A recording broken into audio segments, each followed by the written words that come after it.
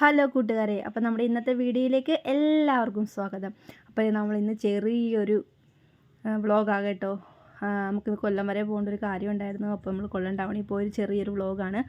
അപ്പോൾ അതേ കാര്യത്തിലേക്ക് കിടക്കും മുമ്പ് നമ്മുടെ ചാനൽ സബ്സ്ക്രൈബ് ചെയ്യാത്തവർ എല്ലാവരും നമ്മുടെ ചാനലൊക്കെ ഒന്ന് സബ്സ്ക്രൈബ് ചെയ്യുകയും ഷെയർ ചെയ്യുകയും ലൈക്ക് അടിക്കുകയും കമൻറ്റ് ചെയ്യുകയും വേണം കേട്ടോ ഫ്രണ്ട്സ്. നിങ്ങളുടെയൊക്കെ സപ്പോർട്ട് ഉണ്ടാകണം. അപ്പോൾ നമ്മളിന്ന് കാര്യത്തിലേക്ക് വരാം. അപ്പോൾ നമുക്ക് ഇന്നൊരു പഞ്ചാംഗം വാങ്ങിക്കാൻ വേണ്ടിയിട്ട് പോകണമായിരുന്നു. അപ്പോൾ നമ്മളിതേ കൊല്ലം ടൗണിൽ പഞ്ചാംഗം വാങ്ങിക്കാൻ പോയത് നമ്മളവിടെ നിന്ന് പഞ്ചാംഗമൊക്കെ വാങ്ങിച്ചു. അവിടുന്ന് കുറച്ച് പൊന്നൂസിന് കളിക്കാൻ വേണ്ടിയിട്ട് കുറച്ച് പുസ്തകമൊക്കെ നോക്കി. അപ്പോൾ അവിടുന്ന് പഞ്ചാംഗം വാങ്ങിച്ചിറങ്ങിയ സമയത്ത് നമുക്ക് ഒരു കട കണ്ട് കേട്ടോ. ആ കടയിൽ നമ്മൾ കയറി പൊന്നൂസിന് കുറച്ച് പെയിൻ്റ് അടിക്കാനുള്ള പുസ്തകമൊക്കെ വാങ്ങിച്ചു.